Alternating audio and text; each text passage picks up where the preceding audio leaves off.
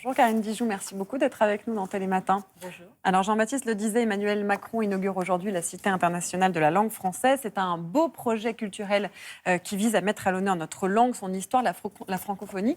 Est-ce que déjà vous trouvez que c'est une bonne idée ?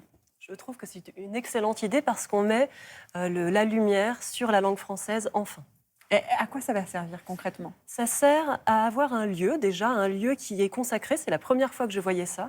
Et ce n'est pas un musée, je tiens vraiment à le dire, après l'avoir visité. Ce n'est pas un endroit où les choses sont pétrifiées. C'est un lieu de vie, un lieu extrêmement vivant où de nombreuses personnes vont se rendre.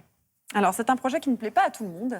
C'est le cas de l'académicien Jean-Marie Rouart qui a publié une tribune dans le Figaro. Pour lui, je cite, « Aucun intérêt à sanctifier un symbole dans le même temps où l'on abandonne la langue française à une inéluctable détérioration qui la condamne à devenir une langue morte remplacée peu à peu par un sabir franco-anglais. » Il est réac ou il a raison ? Alors, j'ai rencontré Jean-Marie Rouart puisque je défends moi aussi la langue française tout en acceptant toutes les évolutions de la langue. C'est un homme brillant. Je n'ai jamais vu ça. Pour la petite anecdote, je lui avais dédicacé mon livre et à chaque fois, je pose une question. Et j'avais dit, qu'est-ce qu'un brimborion ? C'est la seule personne qui m'ait répondu. Alors, en disant, évidemment, un brimborion, c'est un petit objet de peu de valeur. D'accord. Et donc, je le trouve extrêmement sympathique. En revanche, je ne partage pas son point de vue parce que je trouve que ça fait du bien d'avoir ce lieu-là.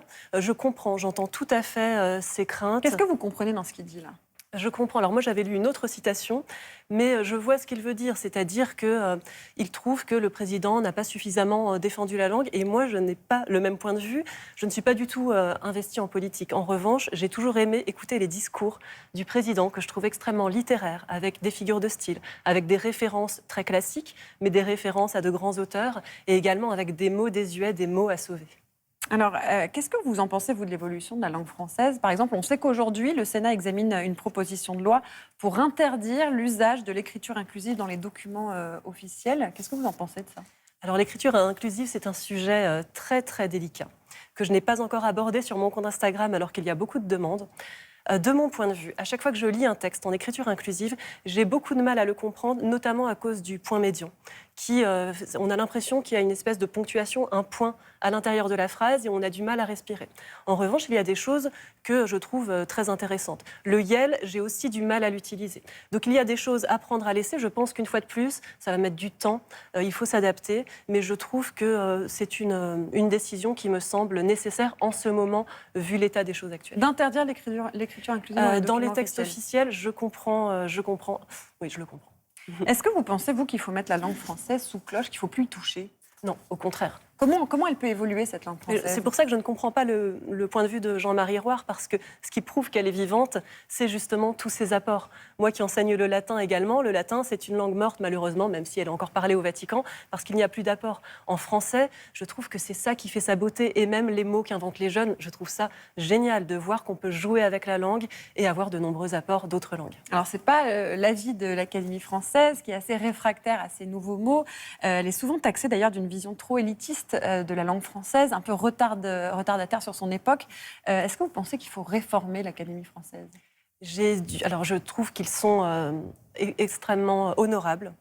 Mais je pense qu'il y a des choses à apporter, en effet, que peut-être rajeunir les membres de l'Académie française et puis faire en sorte qu'il y ait plus de femmes, plus de linguistes, même s'il y en a, parce que c'est souvent une critique, on entend tout le temps, il n'y a pas de linguistes, si, il y en a, mais je pense qu'il faut apporter un souffle nouveau au sein de l'Académie et en même temps, c'est nécessaire qu'elle existe parce que le fait de fixer des règles, de les établir de manière claire, c'est comme ça qu'on peut mieux s'entendre et mieux s'exprimer. Alors, on va revenir à la langue française. Quelle est l'erreur qui vous agace le plus ? Par exemple, moi, c'est les gens qui croivent, les gens qui voient.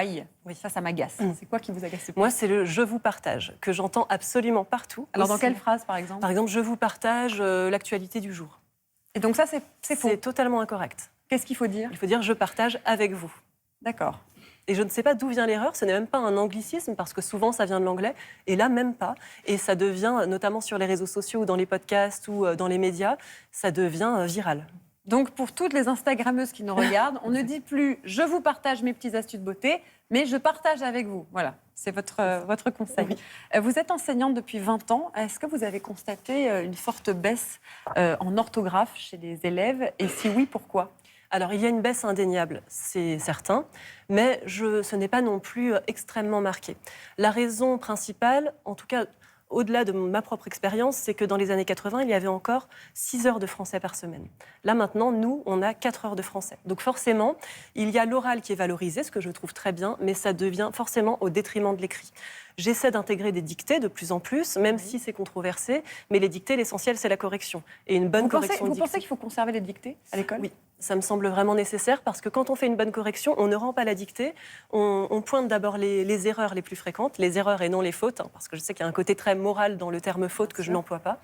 Et à partir de là, les élèves progressent. Moi, j'ai vu des élèves passer d'un 1, parce que je ne mets jamais 0, je mets 1 pour la présentation, à un 14 en fin d'année grâce aux corrections. Alors vous avez créé un compte Instagram où vous donnez vos conseils pour mieux écrire et mieux s'exprimer en français. Ça s'appelle les parenthèses alimentaires. Vous avez plus de 140 000 followers. Est-ce que vous pensez que finalement c'est un sujet qui compte pour tout le monde? Oui, ça a été un étonnement pour moi. Je ne pensais pas avoir autant d'abonnés sur un compte spécifique langue française. Et ça me fait plaisir de voir à quel point c'est un succès incroyable. Depuis quelques mois, c'est en évolution et j'ai des interactions avec mes abonnés. J'ai des centaines de messages tous les jours. Merci beaucoup Karine Dijoux. Je rappelle que vous êtes enseignante en lettres classiques très active pour la langue française sur les réseaux sociaux avec votre compte Les Parenthèses élémentaires. Et je rappelle votre livre Le français avec style, publié chez First. Merci beaucoup. Merci.